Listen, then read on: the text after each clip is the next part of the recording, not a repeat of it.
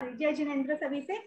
इन classes में बहुत उपयोगी और ज्ञानवर्धक प्राप्त कर रहे हैं हम लेसन्स। आइए प्रारंभ करते हैं आज का ये सेशन। प्रतिक्रमण में आज के सेशन में आप शेष भाग के अर्थ को जानेंगे और इसके साथ ही इसमें की जाने वाली उठ बैठ कर की जाने वाली विधि की जानकारी भी आप प्राप्त करेंगे। तो सर्वप्रथम मैं दिल्ली ज्ञानशाला संयोजक श्रीमान अशोक जी बैग से निवेदन करती हूँ कि आप नवकार वाचन से ये सेशन प्रारंभ करें। तत्पश्चात इन कक्षाओं का लाभ लेने वाले और यहाँ जुड़े हुए सभी संभागियों का स्वागत करें और अपने भाव रखें। श्रीमान अशोक जी बैग। अपने आप को मंगल भावनाओं से भावित करते हुए हम पंच परमेष्ठी का स्मरण करते हैं। ओम ह्रीं नमो अरहंताणं। ओम ह्रीं नमो सिद्धाणं। ओम ह्रीं नमो आयर्याणं। ओम ह्रीं नमो उवज्झायाणं। ओम ह्रीं नमो लोहे सव्वसाहुणं। ईसो पंचर्णमोक्कारो सव्वपावपणासनो मंगलाणं च सव्वेसिं परमं हवै मंगलम्। परमं हवै मंगलम्। हमारी आस्था के केंद्र परम संस्कारक युग प्रधान आचार्य श्री महाश्रमण जी के पावन चरणों में सहभक्ति वंदन।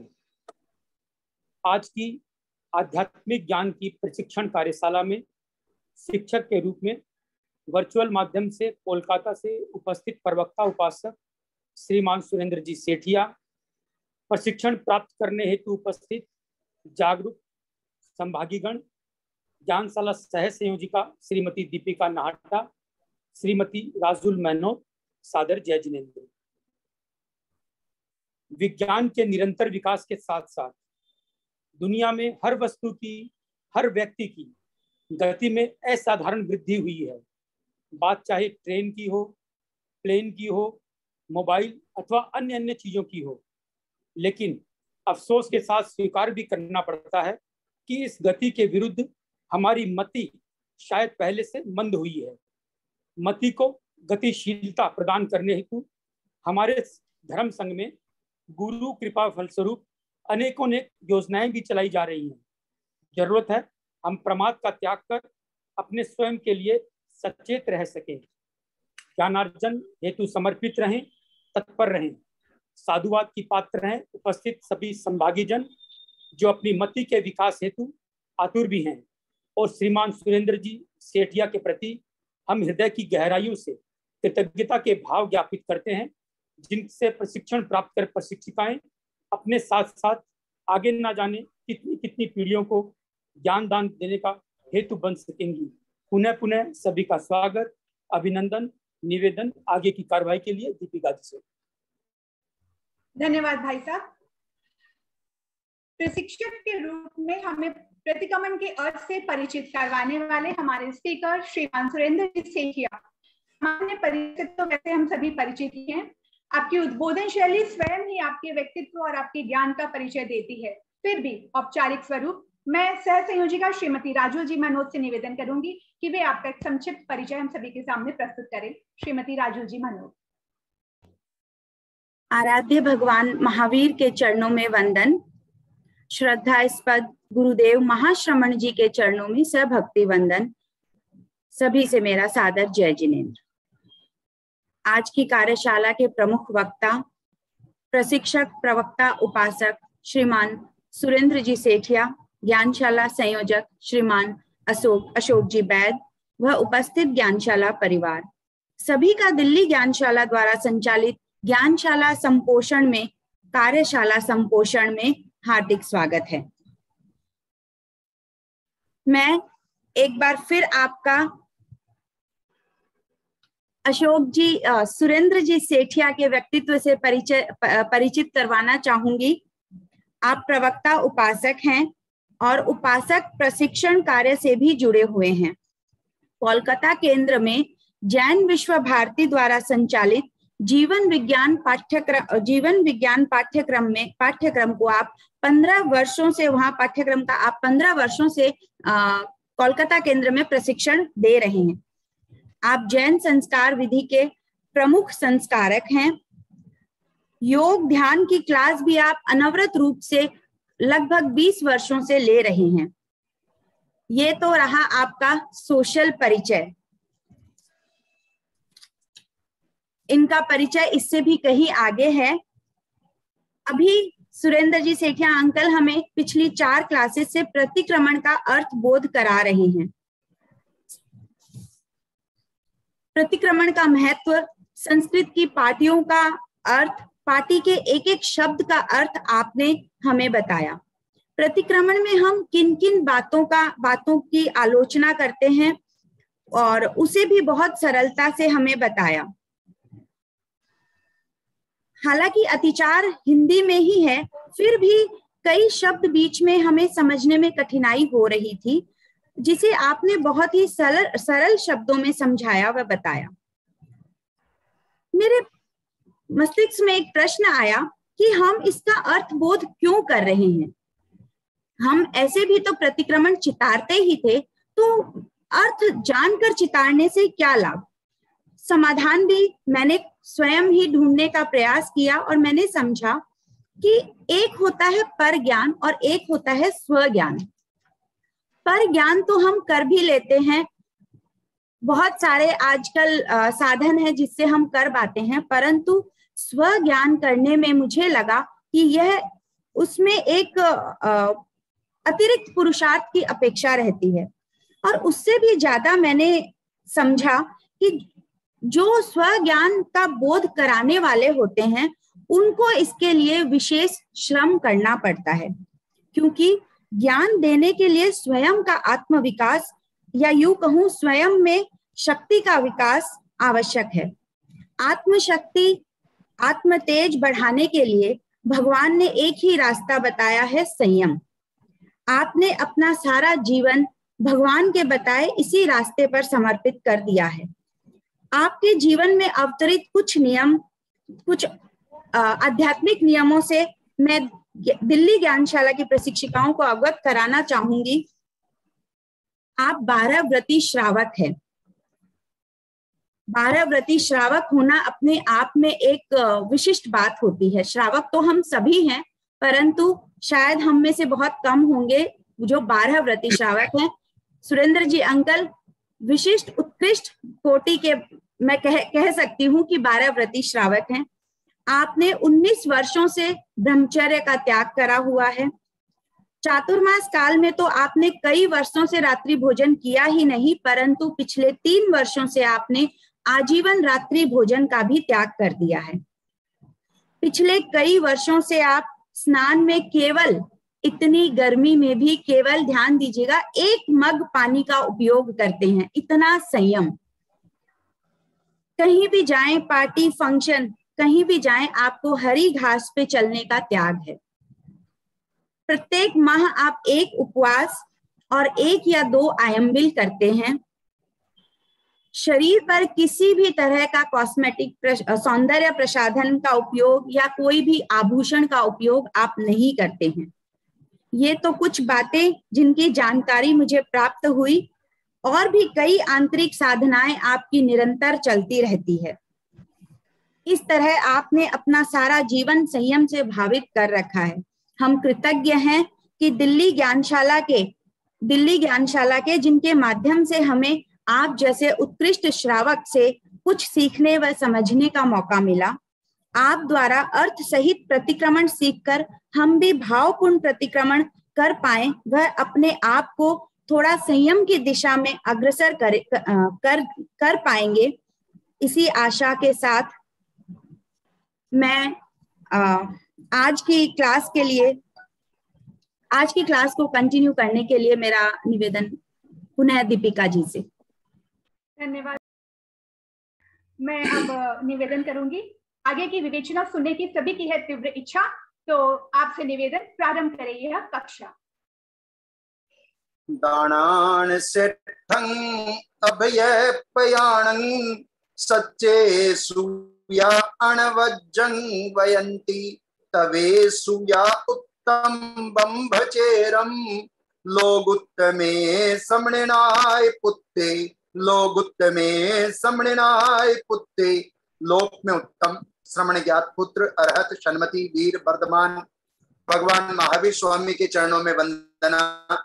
वंदना परम आराध्य तपस्वी अमृत पुरुष युग प्रधान आचार्य श्री महाश्रमण जी के चरणों में उपस्थित दिल्ली ज्ञानशाला की प्रशिक्षक बहनों, सादर जय जिनेंद्र।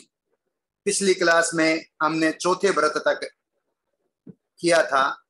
आज पांचवा व्रत, चौथा व्रत किया था। चौथंग अणुवयं थुल्लाओ मेहुनाओ वेरमणन। थुल्लाओ शब्द का अर्थ है स्थूल, मेहुनाओ का मतलब मैथुन, मेहुनाओ वेरमणन, उससे विरति के लिए किया जाता है। पांचवा ले रहे हैं पंचमंग अणुवयं थुल्लाओ परिग्रहो वेरमणन। पांचवा अणुव्रत स्थूल परिग्रह विरमण व्रत। स्थूल परिग्रह का हम इसमें त्याग किया जाता है।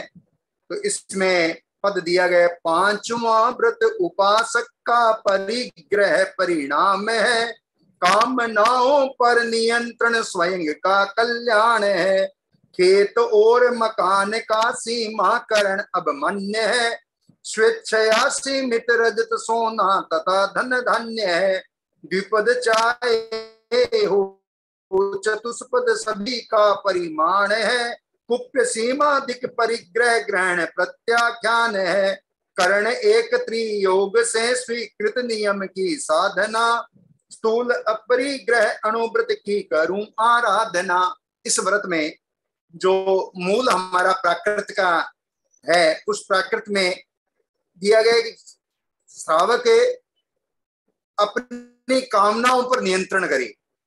और उसमें शब्द आ रहा है वहां पर खेत और मकान, इनको अलग अलग बताया है।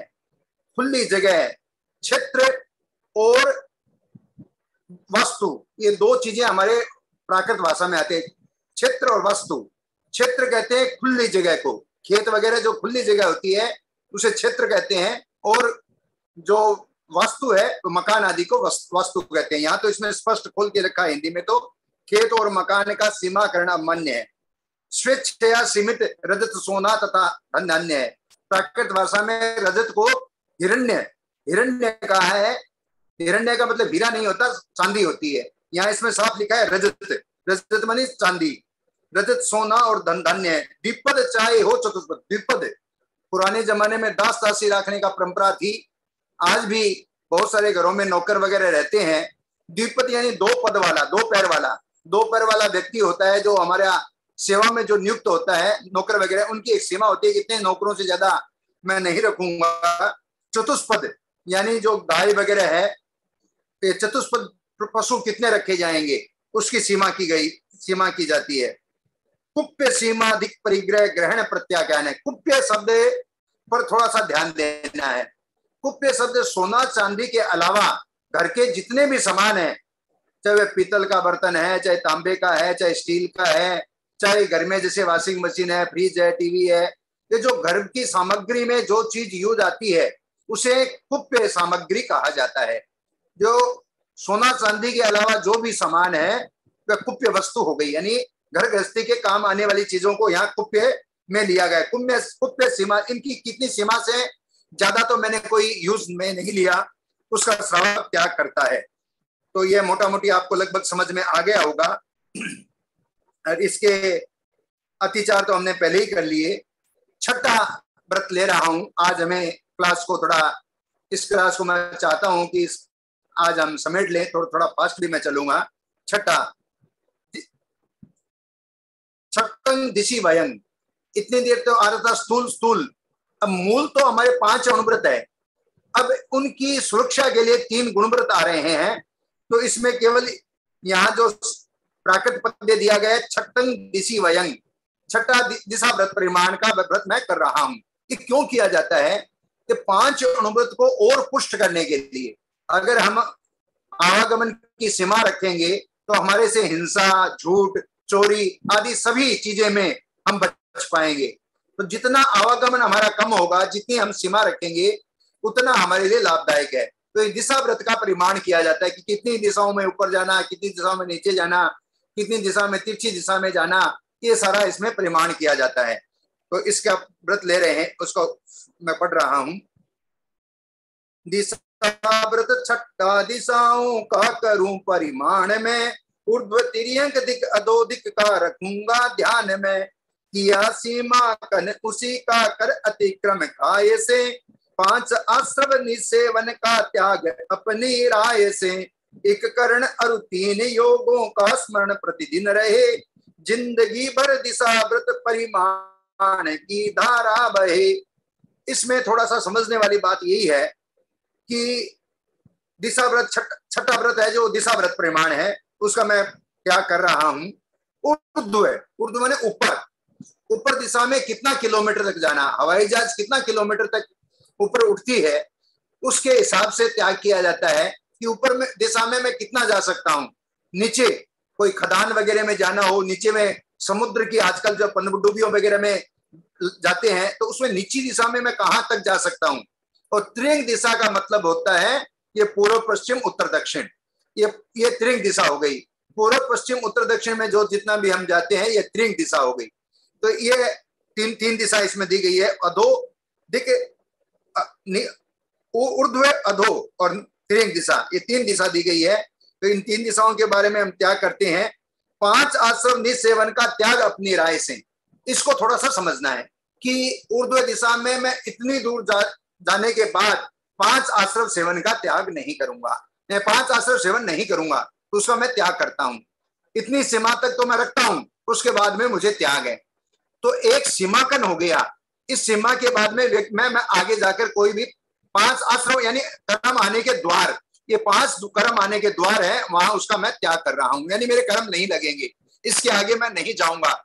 मान लो हमने पूर्व दिशा में 5000 किलोमीटर रखा है, 5000 किलोमीटर तक तो हम 5 आश्रम सेवन कर सकते हैं, क्योंकि गृहस्थ है, श्रावक है, श्रावक के आगार होता है, सीमा होती है, वह आगार रखता है, परंतु सीमा के बाद वह 5 आश्रम का सेवन नहीं करेगा।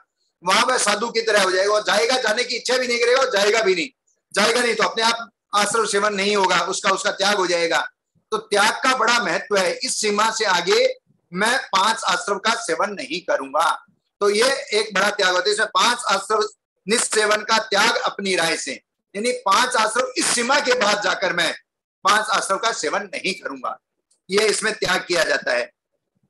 एक कर्ण और 3 योगों का स्मरण प्रति, इसमें एक कर्ण अपने शरीर से मैं नहीं करूंगा, कर्ण करूंगा नहीं, और मन से, वचन से, काया से 3 योग होते हैं। इन 3 योगों से मैं त्याग किया जाता है। तो इसमें मूल बात है, ये 5 आश्रम वाली बात है कि 5 आश्रम इस सीमा से ज्यादा, यहां से पहले तक मैं 5 आश्रम सेवन करने के लिए खुला हूं, पर उस सीमा के बाद ये 5 आश्रम का मैं उपयोग नहीं करूंगा। अब हम 7वां व्रत ले रहे हैं, सप्तमं उपभोग परिभोग परिमाण भयंग। 7वां उपभोग और परिभोग, यहाँ 2 शब्द आ रहे हैं, उपभोग और परिभोग। जहां भोग परिभोग आएगा, वहां एक बार यूज में चीज लेने वाली चीज को भोग कहते हैं, और बार बार यूज होने वाली चीज को उपभोग कहते हैं। यहाँ उपभोग परिभोग आ रहा है शब्द, तो उपभोग यहाँ आएगा तो एक बार यूज में होने वाली चीज उपभोग, और बार बार चीज में यूज में आने वाली चीज को परिभोग कहते हैं। तो इस उपभोग परिभोग की एक गृहस्थ श्रावक सीमाकरण करता है। तो सीमाकरण का इसमें बहुत खोल कर बताया गया, बहुत अच्छा तरह से इसमें विवेचन किया गया है। भोग के साधन विपुल हैं, अतुल मन की लालसा, लालसा की पूर्ति में आरंभ है भूचाल सा। खाद्य संयम, वस्त्र संयम, वस्तु का संयम बढ़े, भोग और या उपभोग का संयम सफलता से सदे। यहाँ एक शब्द आ रहा है आरंभ। आरंभ शब्द का मतलब है जहां 6 काया के जीवों की विराधना होती है, उसे आरंभ कहा जाता है।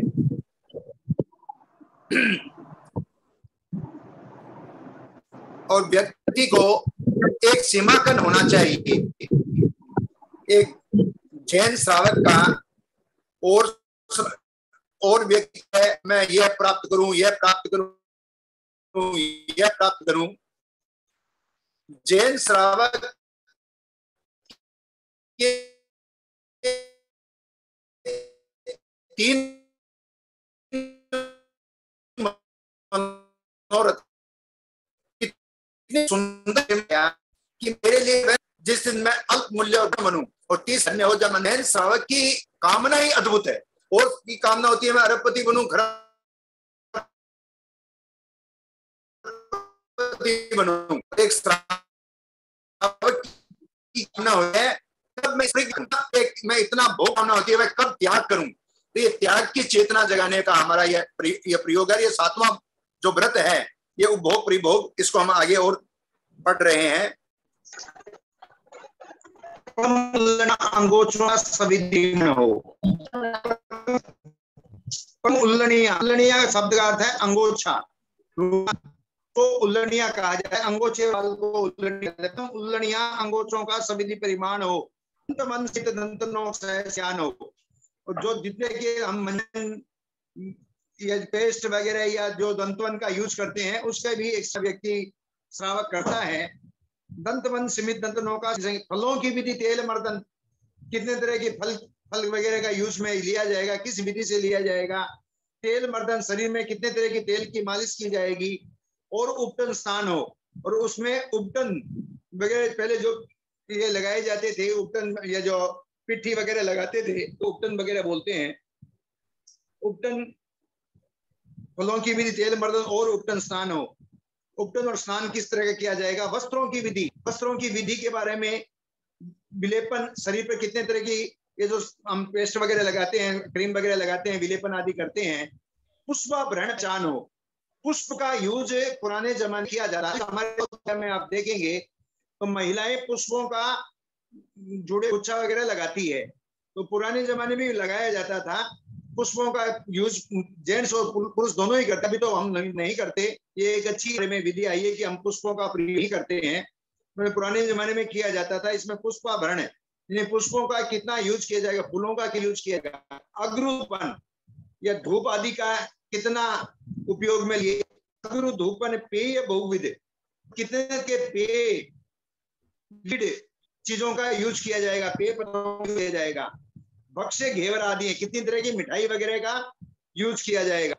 तथा ओदन, ओदन मतलब है, ओदन शब्द का मतलब है जो पकी हुई चीजें हैं, जैसे सब्जी पकाते हैं, दूसरी चीजें पकाते हैं, उसको ओदन में लिया गया है। विधि दाल और अन्य सूप जो यूज में हम लेते हैं, इसे सूप को कहते हैं। दाल को भी सूप में लिया गया है। और सूप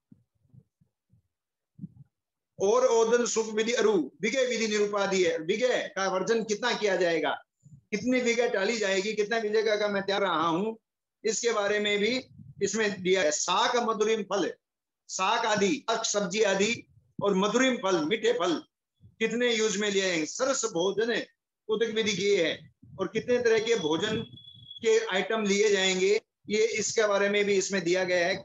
सरस भोजन उदक विधि की है।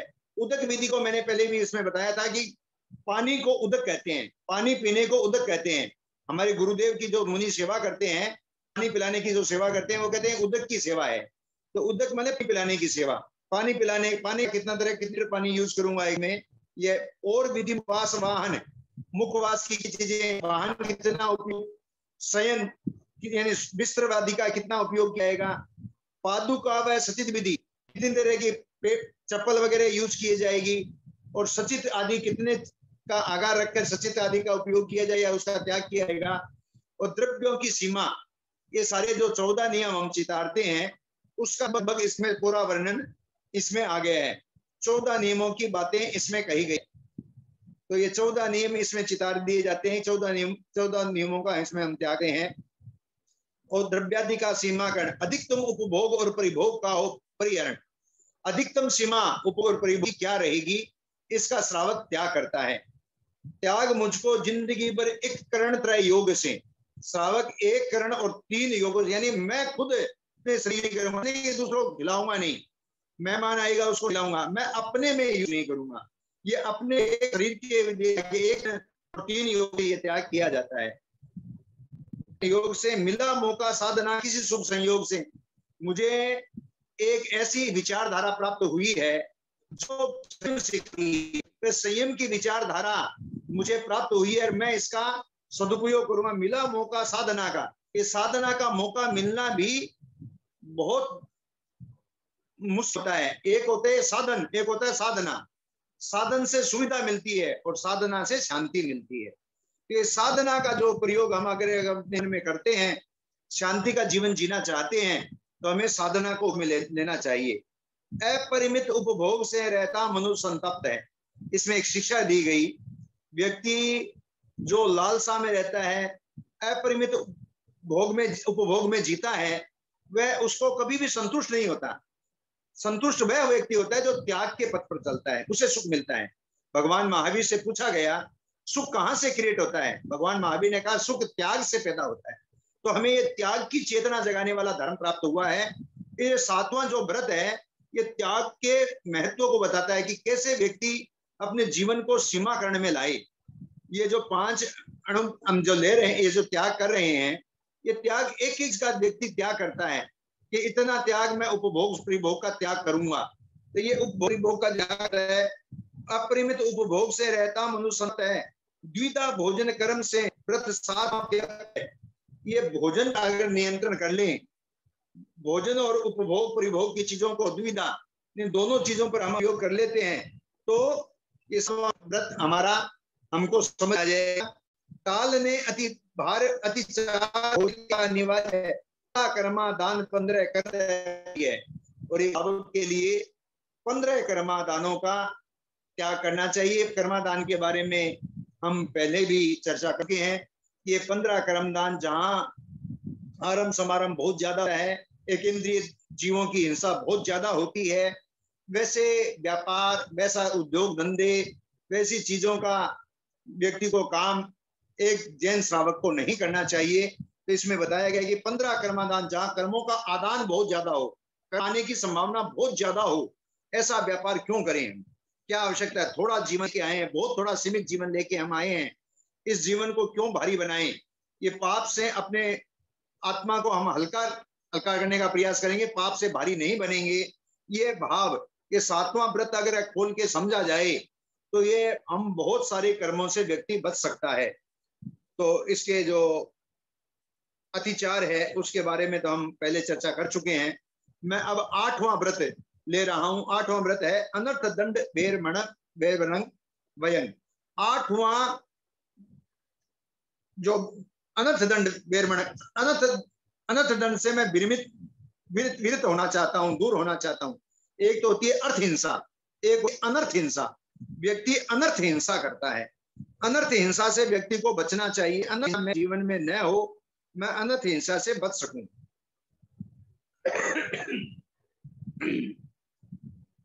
अनर्थ हिंसा व्यक्ति न करे। एक की हिंसा, परिवार चलाने की हिंसा, व्यापार चलाने की हिंसा, ये तो एक श्रावक को करनी पड़ती है। अनर्थ हिंसा से व्यक्ति को बचना चाहिए, जिसमें अनर्थ हिंसा के बारे में बताया गया है। 8वां व्रत है अनर्थक दंड से विरमण सदा। एक श्रावक अनर्थ हिंसा से बचेगा, वह नहीं करेगा। अनर्थ हिंसा से बचना चाहिए। व्यक्ति का होना आसेवन करा। 4 चीजें इसमें बताई गई, चतुर्विध 4 चीजें बताई गई। 4 चीजों से श्रावक को इसमें बचना चाहिए कि श्रावक 4 चीजों से बचे। पहला क्या बताया गया है इसमें? बंधकार अपध्यानाचरित है। इसको थोड़ा हमें समझना चाहिए। जितने भी हमारे संभागी हैं या उसे आगे भी सुनेंगे, वह इन 4 बातों पर ध्यान दे कि ये कर्म आने के 4 बड़े द्वार हैं। अनर्थ हिंसा, बिना मतलब कर्म बांधना। ये अनर्थ हिंसा से व्यक्ति बचने का प्रयास करे। मेरी आवाज आ रही है ना? आप फोन कर रहे हैं क्या? आवाज नहीं फिर भी कट रही है?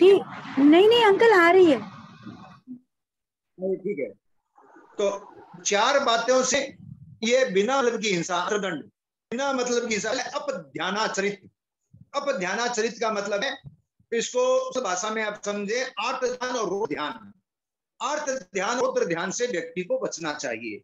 यानी किसी प्रति बुरे विचार, बुरे भाव हमारे में न आए। हमारे गुरुदेव बार बार में कहते हैं, जब कभी हम लगे कि मेरे मन में कोई बुरा विचार आ रहा है तो समझ लें और अपने मन को कहें कि ये विचार मेरे नहीं है, मैं इसका समर्थन नहीं करता हूं, और थोड़ा रौद्र ध्यान है जहां कर्मों से भारी होने का बहुत ज्यादा संभावना है। अब ध्यानाचरित अशुभ क्षण, अशुभ चिंतन से हमें बचना चाहिए कि हो जाए, अप्रिय का संयोग नहीं हो जाए। अगर अप्रिय का योग है उसका कैसे वियोग हो, प्रिय का कैसे संयोग हो, ये जो चिंतन भी करता है इसे अर्थ ध्यान कहते हैं। रौद्र ध्यान हिंसा, झूठ, चोरी, विषय वासनाओं का सेवन, यह रौद्र ध्यान है। इन रौद्र ध्यानों से श्रावक को बचना चाहिए। पहला जो अनर्थ दंड विरमण व्रत है वह है अशुभ भाव से बचना। दूसरा है मत होकर क्रिया करना, स्वयं प्रमादाचरित है, और प्रमाद से व्यक्ति को ढूंढना। प्रमाद करता है व्यक्ति, जानबूझकर गलतियां करता है, प्रमाद करता है, प्रमाद न करे। एक श्रावक प्रमाद से बचे। प्रमाद का मतलब है जैसे नशा वगैरह करना, नशे से भी प्रमाद में जाता है। विकता करना, बिना मतलब की बातें, स्त्री कथा, राजकथा, व्यापार कथा, ये जो विकताएं हैं, इन विकताओं से व्यक्ति को बचना चाहिए। ज्यादा कसाई तीव्र न हो, ज्यादा व्यक्ति के विषय, जो 5 इंद्रियों के विषय है इनमें न हटे, ये प्रमाद के कारण है। इन प्रमाद के कारण से व्यक्ति को बचना चाहिए। मत होकर क्रिया करना, स्वयं प्रमादाचरित है। शस्त्र प्रदान करना, पत्न श्रावक धर्म का। किसी को हिंसात्मक शस्त्र देना, तलवार, बंदूक, पिस्तौल आदि देना, जाओ वहां दंगा करो। अभी इन दिनों में हम हिंदुस्तान में देख रहे हैं लोग कैसे कैसे बदमाशी करने का मौका ढूंढ रहे हैं, कैसे आग लगाई जाए, कैसे बंद किया जाए। ये हिंस्र शस्त्र प्रदान करना पतन श्रावक धर्म का। ये श्रावक का कर्तव्य नहीं है तो वह हिंस्र शस्त्र आदि का किसी को दे और दंगा प्रसाद या किसी के हिंसा में भागी बने, ऐसा व्यक्ति को नहीं करना चाहिए। अन्य को उपदेश देना पापकारी कर्म का, और किसी को पापकारी कर्म करने का उपदेश देना, ये भी एक बड़ी हिंसा का कारण है। यह अनर्थ दंड है। बिना मतलब करना, मान लो तो ये कर लो, ये व्यापार कर लो, यहाँ इतना बड़ा बिल्डिंग बना दो, कितनी आरम समारम होगा, कितना मरेगा। क्यों अपने को ऐसी प्रेरणा देना उसको कि ये धंधा को यहाँ मॉल बना लो, ये कर लो, वो कर लो, पैसा कमाओ। तो व्यक्ति को बिना मतलब किसी को हिंसात्मक देश देना नहीं चाहिए। तो ये 4 चीजें अनर्थ दंड विरमण में आती है। व्यक्ति को पहला इसमें दिया गया है अशुभ भाव, किसी अशुभ भाव हमें ध्यान, रौद्र ध्यान न आए, प्रमाद में न जाए।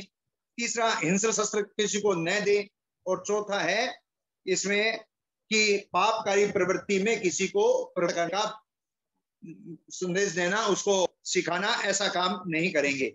इस नर्तक दंड का मैं त्याग आजीवन करूं। एक श्रावक अगर जागरूक बन जाए कितने पाप से बच सकता है, तो वह पाप कर्म से बचने का हमारा उद्देश्य होना चाहिए कि मैं अपने जीवन में हिंसा का अल्पीकरण करूं, मेरे जीवन में पाप न लगे। हमको डरना पाप से है, व्यक्ति अन्य बातों से डरता है, जबकि व्यक्ति को पाप से डरना चाहिए। अगला इसमें जो हमारे विचार को हम कर चुके हैं, अब मैं 9वां व्रत ले रहा हूं। इतने तो थे 5 अणुव्रत, 3 गुण व्रत, अब 4 शिक्षा व्रत। इस शिक्षा व्रत को ऐसा समझें आप कि ये कुछ तो समय से बंधे हुए हैं। 2 शिक्षा व्रत, सामायिक व्रत, 1 मुहूर्त का, साधु का जीवन का, और पोषद व्रत एक पूरे 24 घंटे का होता है, दिन भर का होता है। और जो देशावकाशिक है वह है छोटा बड़ा कुछ भी, 5 मिनट, 1 मिनट, 2 मिनट से लेके कितना भी बड़ा किया जा सकता है, इसमें समय सीमा नहीं है। तो 2 में समय सीमा है। और जो 12वां व्रत है वह 12वां व्रत साधु को, अतिथि सविभाग व्रत, साधु दिया जाने वाला हमारे दान से संबंधित है। ये हमारे जीवन को अच्छाइयों से भरते हैं। 4 जो व्रत हैं ये शिक्षा व्रत कहे हैं इनको। तो व्यक्ति इससे भावित होता है, संस्कारित होता है। ये संस्कार उसके जीवन में उसे बहुत अच्छी दिशा में ले जा सकते हैं। तो बहुत ज्यादा नहीं समझने वाली इसमें कोई बात नहीं है, मैं इसको जल्दी करने का प्रयास करूंगा। 9वां व्रत सावध्य योगों से विरति समतामयी। 9वां व्रत क्या है? सावध्य योग का त्याग किया, यानी पापकारी प्रवृत्ति का इसमें त्याग किया जाता है। मैं इस समय में एक मुहूर्त में 48 मिनट में पापकारी कोई भी प्रवृत्ति 18 पाप का त्याग किया जाता है।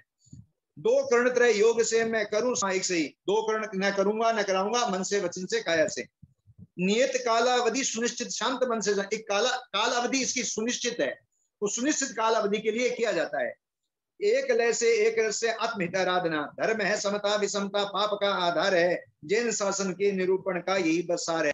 त्याग कर सावध्य चर्या सुख सामायिक अपने हो, मैं बहुत अधिक को तरुण।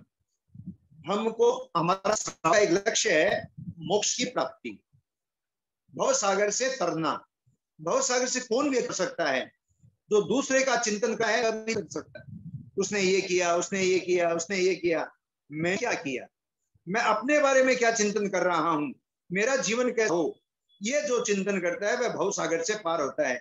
दूसरों के दोष नहीं देखे, दोष हमें अपने देखने हैं कि मेरे में कितने दोष हैं, मैं कैसे अपने आप को एक अच्छा इंसान बनाता हूं। ये व्यक्ति जो सोचता है वह भवदधि से पार हो सकता है। 10वां व्रत, दसम देशवकाशीय भयंग। ये देशवकाशिक व्रत ये ऐसा है जो छोटे से मोटे ले तक कोई भी त्याग किया जाए। 2 मिनट है, 2 मिनट के लिए 5 हटार पाप सहन करना त्याग है, तो उतनी देर का भी त्याग किया जा सकता। लंबा से लंबा कोई भी बड़ा त्याग, ये सारा त्याग इसमें आ जाते हैं। ये देशवकाशिक व्रत में सब छोटे मोटे सब त्याग आ जाते हैं। त्याग हिंसा आदि का सामान्य आजीवन किया। ये 10वां व्रत हमारा छठा और 7वें व्रत को पुष्ट बनाने के लिए ये किया जाता है। छठे व्रत में हमने सीमा रख ली कि एक दिन में मैं पूर्व दिशा में 3000 किलोमीटर या 3500 किलोमीटर या 5000 किलोमीटर नहीं जाऊंगा। अब आज मुझे जाना नहीं है, एक दिन का समय, आज के लिए मैं 100 किलोमीटर से ज्यादा नहीं जाऊंगा, आज के लिए मैं 50 किलोमीटर से ज्यादा जाने का त्याग करता हूं। तो उस व्रत को और कम करने का उपाय है ये 10वां व्रत। तो ये 10वां व्रत छठे व्रत को और 7वें भोग में हमने रख लिया कि इतना सामान में यूज करूंगा, आज तो मुझे करना नहीं, आज के लिए मैं और कम कर देता हूं। तो ये छठे और 8वें व्रत को पुष्ट बनाने के लिए ये 10वां व्रत किया जाता है, देशवकाशिक व्रत किया जाता है। तो ये जब इतना खुला हमने जीवन भर के लिए रखा, परंतु आज के लिए इतना कम कर सकता हूं, उसको करने के लिए ये 10वां व्रत है। इसे आप ठीक से समझ लें, ये 10वां व्रत क्यों है? तो छठे और 7वें व्रत में हमने सीमा बहुत ज्यादा रखी है, उस सीमा को आज के लिए मैं कम कर सकता हूं, आज मुझे इतना ही करना है। ये 14 नियम चितारने वाली बात इस 10वें व्रत में भी पुष्ट होती है। त्याग हिंसा आदि का सामान्य आजीवन किया। हिंसा आदि का मैंने सामान्य आजीवन त्याग कर ले लिया, और यातायात सीमा हेतु दिग्व्रत भी लिया, और छठा जो हमने यातायात दिग्व्रत लिया। एक निश्चित समय तक उनको नियंत्रित मैं करूं, स्वल्पकालिक त्याग में देशावकाशिक व्रत करूं, तो थोड़े काल के लिए मैं इसे और छोटा कर दूं और छोटा कर दूं। 5 आश्रव द्वार सेवन का अहोनिशी त्याग है, 2 कर्णत्रय योग से जीवन सदा बेदाग है। 5 आश्रव द्वार सेवन का अहोनिशी त्याग है। उस सीमा से आगे जाकर त्याग ही है कि मैं आश्रव सेवन बिल्कुल का, कई बार थोड़ा संदेह हो जाता है कि ये 5 आश्रव सेवन का कैसे किया जा सकता है। आश्रव तो सेवन हमारे लगते ही हैं, 5 आश्रव तो हमारे खुले हैं, परंतु इस सीमा के बाहर जाकर यह आश्रम नहीं करूंगा। एक दिन के लिए मैंने त्याग कर लिया कि मैं 100 किलोमीटर से आज दिल्ली में यातायात नहीं करूंगा, दिल्ली में रहूंगा तो 100 किलोमीटर से ज्यादा यातायात नहीं करूंगा, तो 100 किलोमीटर के परे जाकर मैं 5 आश्रव द्वार का सेवन नहीं करूंगा, ये त्याग है इसमें। 5 आश्रव द्वार सेवन का अहोनिशी त्याग, यानी दिन रात का मैंने त्याग कर लिया, एक दिन के लिए त्याग किया। 5 आश्रव द्वार सेवन का अहोनिशी त्याग है। 2 कर्णत्रय योग से जीवन सदा बेदाग है, ये 2 कर्ण 3 योग से किया जाता है। पूर्व स्वीकृतों में भी जो किया सीमाकरण, जो पूर्व स्वीकृत व्रत है छठा और 7वां व्रत, उसका सीमाकरण है ये। तो ये थोड़ा सा और एक बार समझ लें, ये छठे और 7वें व्रत का सीमाकरण करना है, उसको और शॉर्ट करना है एक दिन के लिए। ना करूं मन वचन काया से असीमित आचरण, और अपनी मन और वचन काया से मैं असीमित आचरण नहीं करूंगा। ये संयम की चेतना जगाने का एक बहुत सुंदर उदाहरण है। ये हम अपने जीवन में अगर अपनाते हैं तो हमारा जीवन बेहतर बनता है, जीवन एकदम अमूल्य बनता है, और हमारा निश्चित रूप से हम यहाँ भी सुखी, आप अनुभव करेंगे, संयम से सुख मिलता है, ये निश्चित है। जो व्यक्ति संयम करता है उसे सुख मिलता है, और असंयम तो दुख का मार्ग है। तो व्यक्ति अगर दुख का मार्ग पकड़ना चाहे तो वह असंयम का मार्ग खुला है, और जो व्यक्ति सुखी होना चाहता है उसके लिए संयम का मार्ग है। इसके हम अतिचार चितार चुके हैं। 11वां व्रत में ले रहा हूं। 11 समंग पोषो वास वयं, 11वां पोषदो वास व्रत, ये निश्चित समय के लिए किया जाता है। पुराने जमाने में पोषदो उपवास एक दिन 24 अहोरात्र किया जाता था। अभी छूट दी है, 4 प्रहर का भी होता है, 6 प्रहर का भी होता है, परंतु हमारे शास्त्रीय विधान के हिसाब से अहोनिशी, दिन रात के लिए किया जाता है। रात दिन उपवास युक्त पोषद नियम स्वीकार है, और पोषद होता है 4 आहार का त्याग होता है उसमें। अगर 3 आहार के पानी पी के पोषद किया है तो उसे 10वां पोषद व्रत होता है, 11वां नहीं होता। वह 10वां देशवाकाशिक व्रत में आएगा। 11वां पोषद व्रत करना है, उस दिन उपवास में पानी नहीं पीना है, पानी का भी आगार रखना है, पानी का आगार नहीं रखना है, पानी का भी त्याग करना है। रात दिन उपवास युक्त पोषद नियम स्वीकार है। असन पानक खाद्य एवं स्वाद्य का परिहार, 4 खाद्य चीजें होती है। ये 4 चीजें हम नए यूज में नहीं लेंगे, न पानी लेंगे न खाने की और कोई वस्तु लेंगे। त्याग है ब्रह्मांड उन्मुक्त मणि श्रवणी का, त्याग किसका किया जाता है? इसमें ब्रह्मचर्य का त्याग है। पोषद में ब्रह्म सेवन नहीं किया जाता। उन्मुक्त मणि यानी जो शरीर पर धारण किया है उसको छोड़कर जितने भी स्वर्ण आभूषण है वह मैं आज ये त्याग करता हूँ। उसकी चिंता नहीं करूंगा कि अलमारी में कहाँ रखा है, किसको क्या देना है, कि नया उसका कोई लेना देना नहीं। जो शरीर पर धारण किया है उसके अलावा मेरे को स्वर्ण मणि का आदि का त्याग है। और माला रंग चंदन लेप आदि उपाधि है, न इसमें माला का उपयोग करना, न रंग चंदन लेप कोई सौंदर्य प्रसाधन लगाना, इन सब का इसमें त्याग किया गया है। शस्त्र मूसल आदि जितने पापकारी कार्य हैं इसमें कोई भी हिंसात्मक काम नहीं करना, चाहे श्रावक हो या श्राविका, न तो व्यापार करना, न घर गृहस्थी में न चूल्हा वगैरह जलाना, न और करना।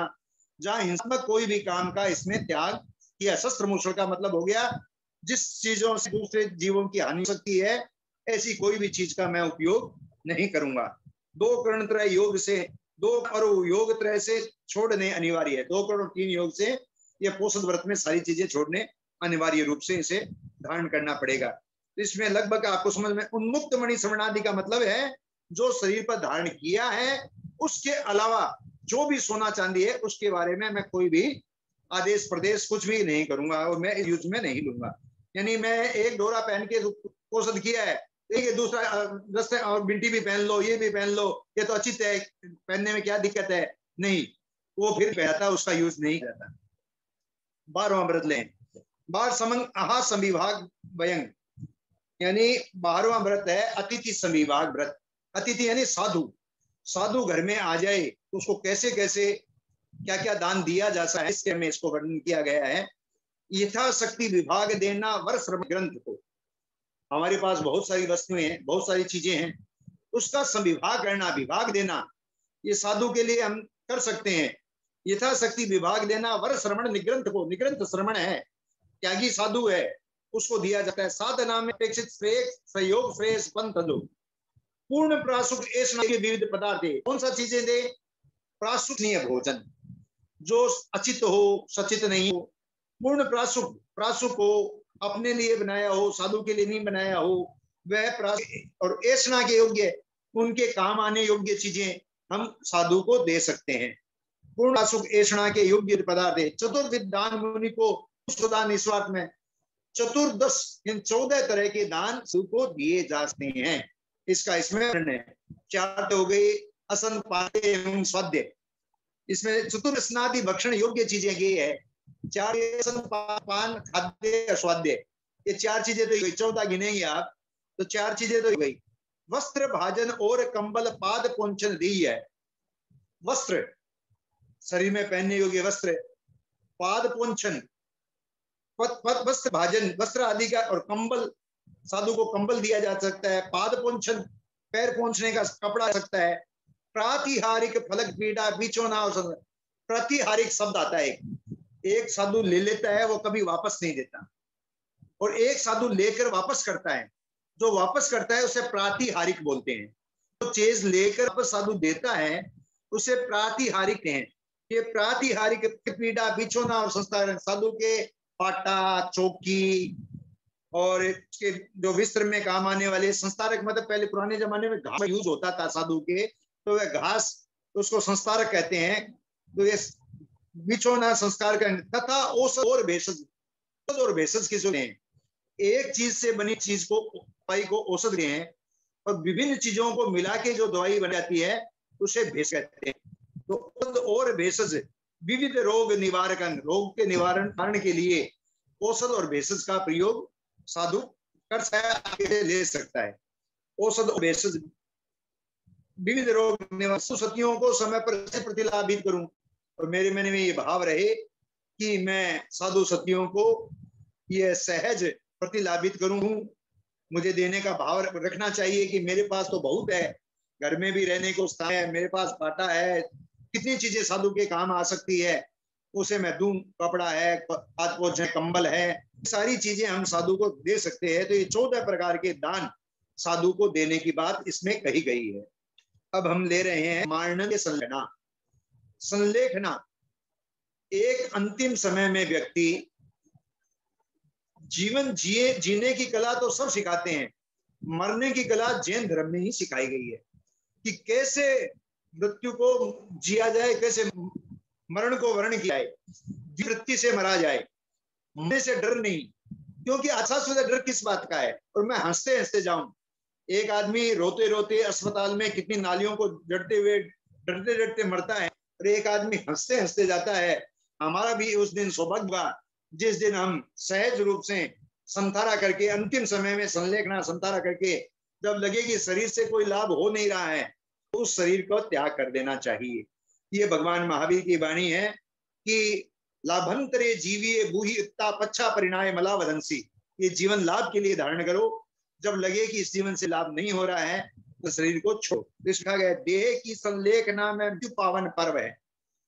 मृत्यु भी को पर्व बनाना, मृत्यु उत्सव बनाना, महोत्सव बनाना, ये जैन धर्म सिखाता है कि देह की संलेखना में, संलेखना शब्द और सारा शब्द, दो शब्द आते हैं।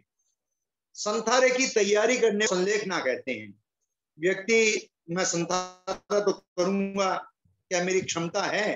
तो पहले वह उपवास करता है, बेला करता है, तेला करता है, पंचोला 28 7 10 करके तोलता है अपने आप को, और शरीर को विभिन्न तरह के तपों से पहले तोल कर तैयार करता है। 6 महीना 12 महीने से वह तैयारी करता है, और तैयारी करके लास्ट में वह संधारण करता है। उसे संलेखना कहते हैं पूर्ण तैयारी को, और संतारा कहते हैं लास्ट वह पूरा स्वीकार, आजीवन स्वीकार कर ले, उसे संतारा कहते हैं। तो उसमें लिखा है दीर्घकालिक साधना का देह की संलेखना में मृत्यु पावन पर्व, संलेखना में मृत्यु करना पावन पर्व, दीर्घकालीन साधना का सफल सात्विक पर्व है। मृत्यु की सन्निग्धता या देह की क्षीण हो, प्रवर्तक के शरण में भावना संलीन हो, और जब लगे शरीर का मृत्यु निकट है तो अब मृत्यु से डरना नहीं। अब मैं न तो जीने की इच्छा न मौत की इच्छा। एक जो साधक संतारा ले रहा है उसे मरने की इच्छा नहीं करनी चाहिए कि मैं जल्दी मेरा सीत जाए, जितना जीऊंगा, जैसा जब भी जीऊंगा बड़े शांति आनंद से जीऊंगा, ये भाव संयम पूर्णूंगा। इसका नाम है न मरने की इच्छा न जीने की इच्छा, संयम पूर्ण जीवन जीने की इच्छा, इसका नाम है संतारा। ये संतारा भाव व्यक्ति हम करते हैं। ये जब हमारा संपन्न होता है तब इस प्रयोग को हम अभ्युत्थोमी, जो ये प्रयोग है हमारा, ये प्रयोग हम करते हैं कि व्यक्ति, ये जो हमारी एक पार्टी दी गई इसमें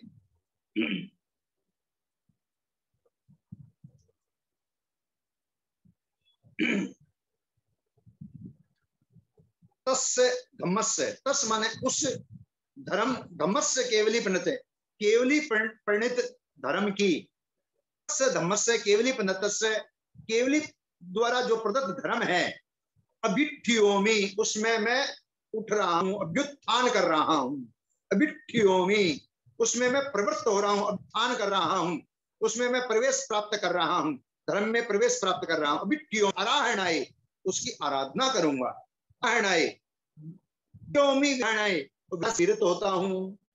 कोई तरह की जो वेदना मैं कर रहा था, 18 तरह के पाप सेवन कर रहा था, उससे मैं विरत हो रहा हूं। वीरो होमी विरत सबंति हेणंग, सब तीन करूंगा, तिवि हेणंग, न करूंगा न कराऊंगा न अनुमोदूंगा।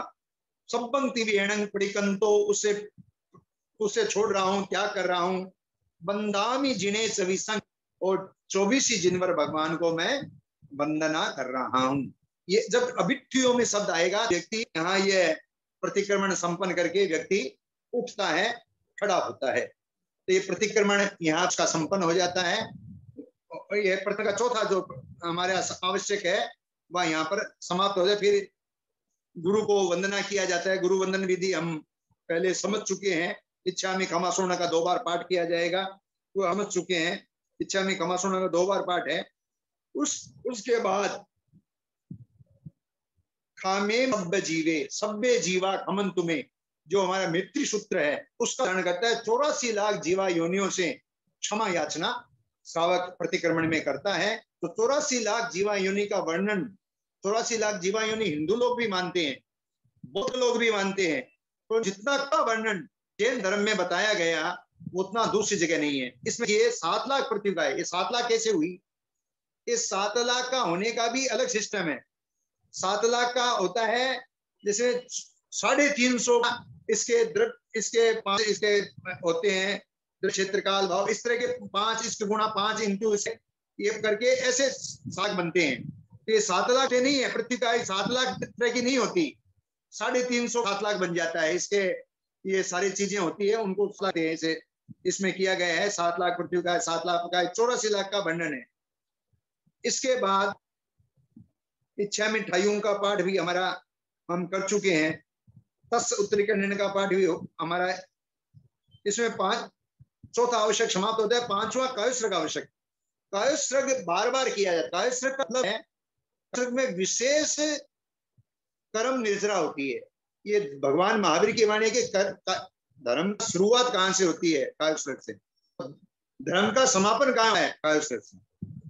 कायुस्रग से धर्म की शुरुआत होती है, कायुस्रग से धर्म का समापन होता है। कैसे समापन होता है? 14वां जब गुण स्थान व्यक्ति प्राप्त करता है, कोई साधक प्राप्त करता है, उस समय वह पूर्ण कायुस्रग में होता है। उसका हलन चलन सारा समाप्त होता है, तभी वह मुक्ति को प्राप्त होता है। और मुक्ति की शुरुआत, धर्म की शुरुआत कहां से होती है?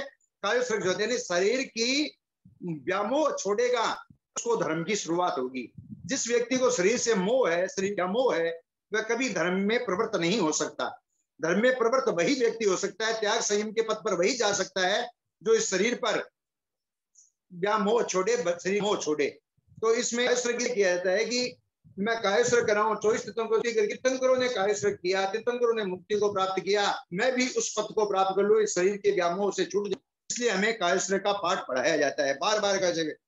और जो देवस्य प्रतिक्रमण और रात्रिक प्रतिक्रमण में 4 कायुस्रग का प्रत्याख्यान, 4 कायुस्रग किया जाता है।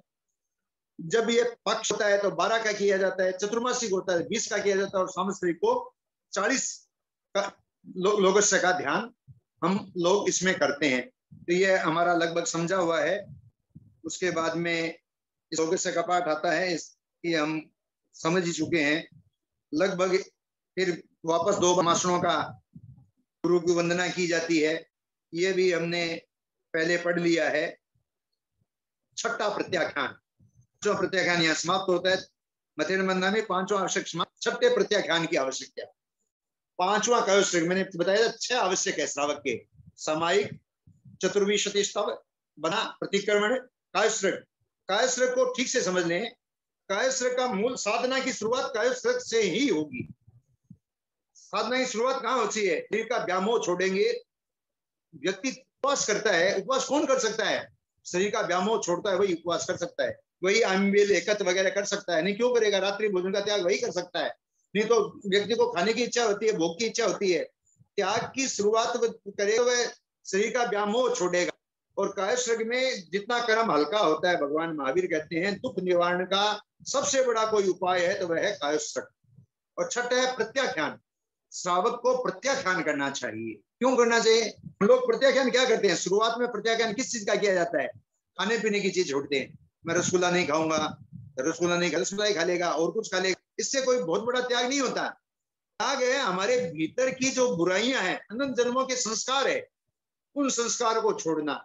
मैं क्रोध नहीं करूंगा, मैं अहंकार को त्याग करूंगा, मैं और कितनी विषय, वासनाएं, कामनाएं, इच्छाएं, ये जो विफल रही है, ये मेरे प्रबल हो रही है, इनका त्याग करना। तो शुरुआत कहां से की जाती है? शुरुआत रसना से। पहले रसना को जीतो, रसना को जीतो, फिर 5 इंद्रियों को जीतो, फिर शरीर को साधो, तो शरीर को साधने के बाद में जो भीतर की वृत्तियां हैं उनको त्याग करो। ये त्याग की चेतना जिस दिन जग गई उस दिन हम अपनी आत्मा का कल्याण कर लेंगे। तो मूलतः त्याग हमारा, एक श्रावक लास्ट समय में भी मैं भुजिया नहीं खाऊंगा या रसगुल्ला नहीं खाऊंगा या पापड़ नहीं खाऊंगा इसमें अटका रह जा तो वह बहुत बड़ा काम नहीं होगा। काम बड़ा तब होता है जब वह व्यक्ति भीतर की अपनी कमजोरियों को पहचानता है कि मेरे अंदर ये गड़बड़ है और इस गड़बड़ को मैं त्यागना चाहता हूँ।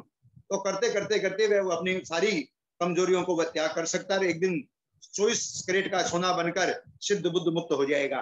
तो हमें सिद्ध बुद्ध मुक्त होना है तो 6 चीजें, सामायिक, चतुर्विशति स्तव, वंदना, प्रतिक्रमण, कायसृग और प्रत्याख्यान, ये 6 चीजें हमारे जीवन में बहुत उपयोगी है। तो हमें इन 6 चीजों के बारे में थोड़ी जानकारी हमने इस प्रत्याख्यान में की है। इसके बाद में सक्र स्तुति को हम समझ चुके हैं और उसके बाद में पंचपद वंदना की जाती है। पंचपद वंदना भी लगभग आप समझते हैं तो लगभग समय भी हो रहा है। तो मैं अब आपको खाली जो मूल बात थी प्रतिक्रमण करने की विधि में उठना बैठना क्यों है, कैसे, क्यों उठना चाहिए, क्यों बैठना चाहिए, क्या करना चाहिए, इसके विषय में थोड़ी सी देर के लिए हम चर्चा कर लेते हैं कि जब पहले गुरु की आज्ञा ली जाती है। उसके लिए हम स्क्रीन शेयर कर देते हैं। स्क्रीन शेयर कर रहे हैं। स्क्रीन शेयर पे फोटोज दिखा दी जाएगी। जो बैठने उठने की विधि है उसकी फोटोज आप स्क्रीन पे देख सकेंगे और उसका विवरण आप सुन भी सकेंगे। तो राजू जी स्क्रीन शेयर कर रहे हैं। साथ में शक्र स्तुति में संपा व्युत्कमाणम और संपत्ताणम, इन दो को समझा दीजिए। पहले गुरु को वंदना की जाती है, गुरु की आज्ञा की जाती है और गुरु को आज्ञा लेकर हम प्रक्रमण शुरू करते हैं। त्रिकुटों का पाठ होता है, गुरु से आज्ञा लेते हैं। लेकर जब हम कहते हैं इरियापथिक सूत्र, कायसृग सूत्र और ये लोगस्य पाठ, ये खड़ा खड़ा किया जाता है। अब है सक्र स्तुति। सक्र स्तुति में दाहिना पैर जमीन से सटा हुआ है, बायां पैर उससे थोड़ा ऊपर उठा रहता है, दाएं घुटने को जमीन पर टिका देते हैं। ये क्यों, ऐसा क्यों है, ये विधि क्यों है? एक दिन पहले भी आपने बताया सक्र स्तुति है। पहले देवलोक के इंद्र शक्र ने इस स्थिति में बैठकर भगवान महावीर वंदना की थी। इसलिए यह मुद्रा वहां से शक्र के द्वारा जो मुद्रा थी वह वो जो गुरु भगवान महावीर को वंदना कर रहा है और भगवान के गुणानुवाद कहा है तो वह गुणानुवाद भगवान का कर रहा है। इस नमोत्थुणुंग, इसके सक्र स्तुति जब हम सक्र स्तुति का पाठ करते हैं, नमोत्थुणंग अरहंताणंग भगवंताणंग, इसमें लास्ट में पहले मैं एक बार क्लियर कर चुका हूं, आज फिर एक बार क्लियर कर देता हूं। लास्ट में संपताणंग और संपाऊ कमाणंग, ये 2 शब्द चेंज है, बाकी लगभग वही है। संपताणंग का मतलब है कि आपने सिद्ध गति को प्राप्त कर लिया। तो पहला नमोत्थुणंग भगवान के प्रति है ना, उसमें संपताणंग शब्द आता है, यानी आपने सिद्ध गति को कर लिया। संपाणंग यानी आप गति को प्राप्त होंगे, पर्यंत भगवान सिद्ध गति को प्राप्त होने वाले हैं, अभी हुए नहीं है, होंगे। इसलिए दूसरा नमोत्थुण अर्यंत भगवान के प्रति, और तीसरा नमोत्थुण मम धम्मायरस्य धम्मोपदेशकस्य तौथई मंगलम श्री श्री श्री 108 आचार्य सिंह महाश्रमण जी के प्रति। तो ये तीसरा वंदन गुरु को किया जाता है। बीच में आवाज चली गई थी, तो पहला सिद्ध भगवान के प्रति फिर से बताएं। पहले सिद्ध भगवान के संपदान यानी सिद्ध गति को आपने प्राप्त कर लिया। दूसरा है संपाऊ कमाणन, आप सिद्ध गति को प्राप्त करेंगे। ये दो बार किया जाता है ना, इसलिए 2 किया जाता है। इसलिए हम बोलते हैं गुरु को लिए हमारे साथ है। तीसरा नमोत्तुणं मम धैर्य से मेरे धर्म गुरु धमाय,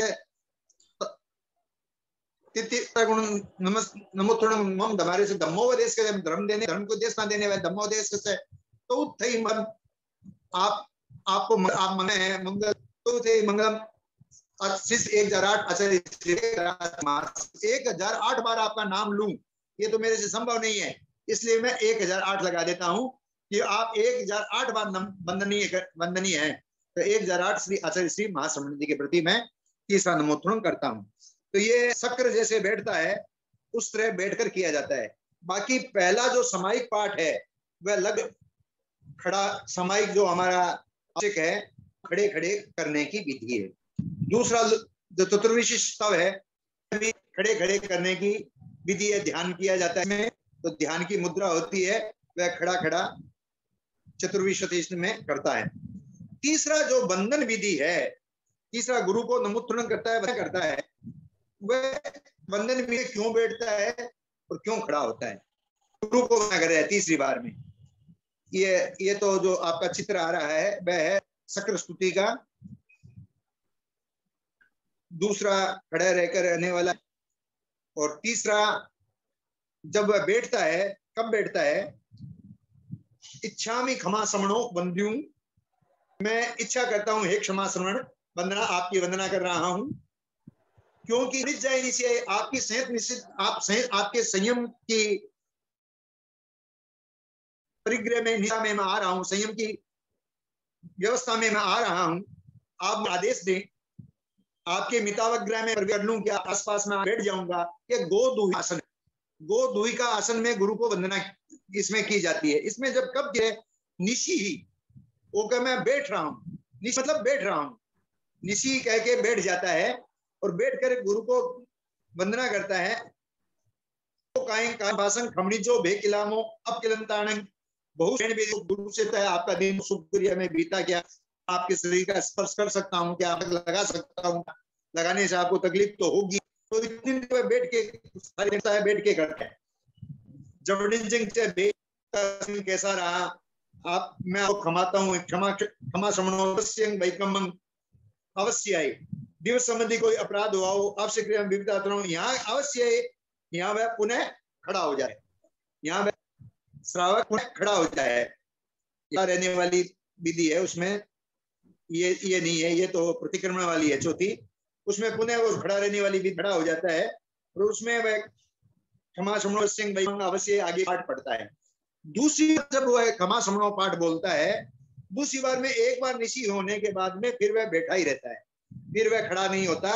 गुरु के चरणों में बैठकर वह गुरु से सारी अपनी आलोचना करता है कि मैं आपके प्रति मन में कोई भी मन वचन से काया से मैं आपकी 33 तरह की आत्मा हो, कुछ अपराध हुआ हो, कैसे कैसे मैं आशा करता हूँ, मेरा मिथ्या भाव, दुष्ट मन, दुष्ट वचन से और मेरे काया की दुष्चेष्टा से, क्रोध से, मान से, माया से मैंने कहीं भी आपका अपराध किया हो, तो वह दूसरी बार में बैठ कर करे। तो ये वहां पर बैठ के करे। बाकी लग इसमें एक जो नमोत्थुन का पाठ है, नमोत्थुन का पाठ की विधि इसमें दिखाई गई थी कि नमोत्थुन का पाठ में शक्र के हिसाब से वह करता है और बैठ करता है।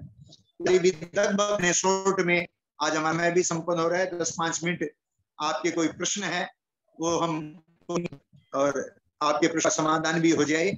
और प्रतिक्रमण की यह आज अंतिम क्लास है। इसके बाद में भी कभी भी किसी की संभावी को कोई चीज नहीं समझ में आई हो तो मेरे पर्सनल नंबर से भी आप पूछ सकते हैं, और कोई भी बात नहीं समझ में आए तो आप पूछ लें, पूछ के जिज्ञासा भी अभी जिज्ञासा कर सकते हैं, बाद में भी जिज्ञासाओं को आप शांत किया जा सकता है। आज मैंने थोड़ा फास्ट चलाया है, हो सकता है फास्ट चलाने में कोई आपको असुविधा हुई होगी, नहीं समझ में आया हो तो कोई बात को आप पूछ सकते हैं। धन्यवाद ओम अरहम। चलिए अब डाउट क्लियरिंग का चलेगा फेज। प्रश्न पूछने के लिए आप कर लें अपने हैंड रेज। तो इन 5 कक्षाओं में चला श्रावक प्रतिक्रमण के अर्थ बोध का शिक्षण आपने बहुत सरलता से समझाकर बैठाया है इसे हमारे अंतःकरण। अपने कृत दोषों की आलोचना करने से दूर होते हैं कर्मों के आवरण, और अर्थ समझकर प्रतिक्रमण करने से हम वास्तव में कर सकेंगे आत्मिक जागरण। इन कक्षाओं में जो आपने हमें सरल अर्थ बोध करवाकर हमें ज्ञान दान दिया है, उसके लिए हम अंतःकरण से आपके आभारी हैं और आपके प्रति अनंत कृतज्ञता के भाव प्रकट करते हैं। आभार दिल्ली ज्ञानशाला संयोजक श्रीमान अशोक जी बैद का, जिन्होंने इन कक्षाओं का आयोजन करवाया। इन कक्षाओं में जुड़कर प्रत्यक्ष लाभ लेने वाले सभी संभागियों के प्रति आभार, तथा अप्रत्यक्ष रूप से भी अन्य सभी इनका लाभ ले सके, इन कक्षाओं को पुनः पुनः सुनकर अपना ज्ञान पुष्ट कर सके, इस हेतु सह संयोजिका श्रीमती राजू जी अत्यंत श्रम व समय देकर इसे ज्ञानशाला दिल्ली के YouTube चैनल पर अपलोड करती हैं। आपके प्रति भी बहुत बहुत आभार। आभार के क्रम में आभार उन सभी का जिन्होंने इन कक्षाओं का लाभ लिया, और बिल्कुल दिल्ली ज्ञानशाला को ये आशा है कि ये कक्षाएं सभी प्रशिक्षिकाओं के लिए और अन्य सभी प्रतिक्रमण करने वालों के लिए उपयोगी सिद्ध होगी। आज की ये कक्षा और ये सीरीज, मैं कहूँ ये सीरीज प्रतिक्रमण की जो ज्ञानशाला दिल्ली द्वारा सीरीज चलाई गई, वह पार्ट 1 से पार्ट 2 हमने स्टार्टिंग से वंदन पाठ से लेके एंडिंग तक सभी चीजों को इसमें एक एक शब्द का अर्थ पूर्ण रूप से समझाया गया, ताकि हम वचन से तो हम प्रतिक्रमण आज तक बोलते ही आए हैं, अर्थ समझकर करने से हम भाव, उसके हमारे मन भाव भी जुड़ गया। और अब जो हमने विधि आज जो सीखी, भोजन करते भी होंगे, इस विधि से करने से हमारी काय, तो मन वचन काया तीनों रूप से हम प्रतिक्रमण को जब भी करें इस रूप में जुड़ के करें। तो इसी भावों के साथ हम आपसे विदा लेंगे। ये हमारी कार्यशाला यहाँ समाप्त होती है और पुनः पुनः आप सभी के प्रति बहुत बहुत आभार।